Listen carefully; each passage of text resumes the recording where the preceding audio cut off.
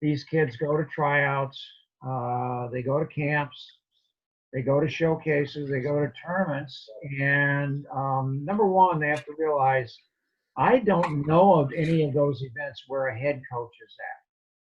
To be honest with you, the vast majority of those, there are assistant coaches that are administrating those things. And to be really blunt, let's use 95 miles an hour as a discussion point. Okay. Sure. And let's say that I'm an NCAA Division I program, but I've only got 4 scholarships.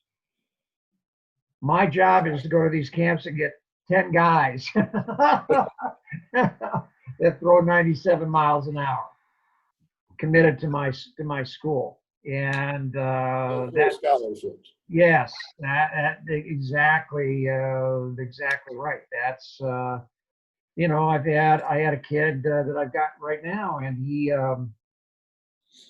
gives his dad says to me, 30 schools are following my son. I said, you mean I'm going to go to one of his high school games this year and there's going to be 30 guys out there with clipboards and radar guns? It's just data-based. He went to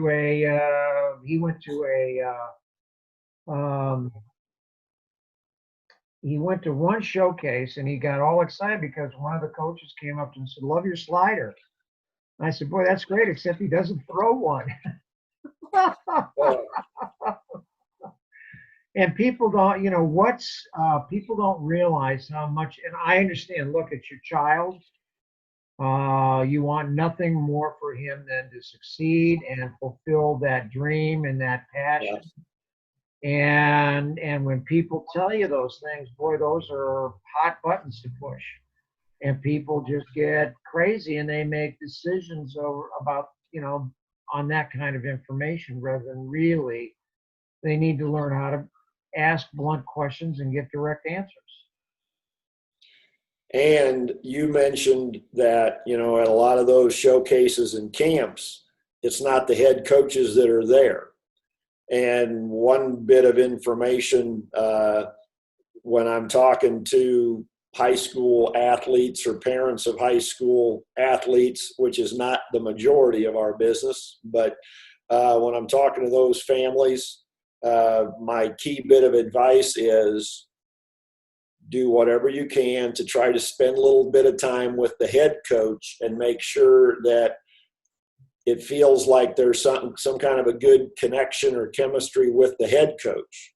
Because if you're being recruited by the pitching coach or the hitting coach, right, there's a strong likelihood that coach may not be at that school in a year or two.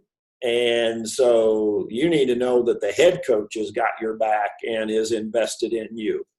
If the head coach was simply taking the advice of the pitching coach or the hitting coach, and now that coach is left for another school, you're not in a good position.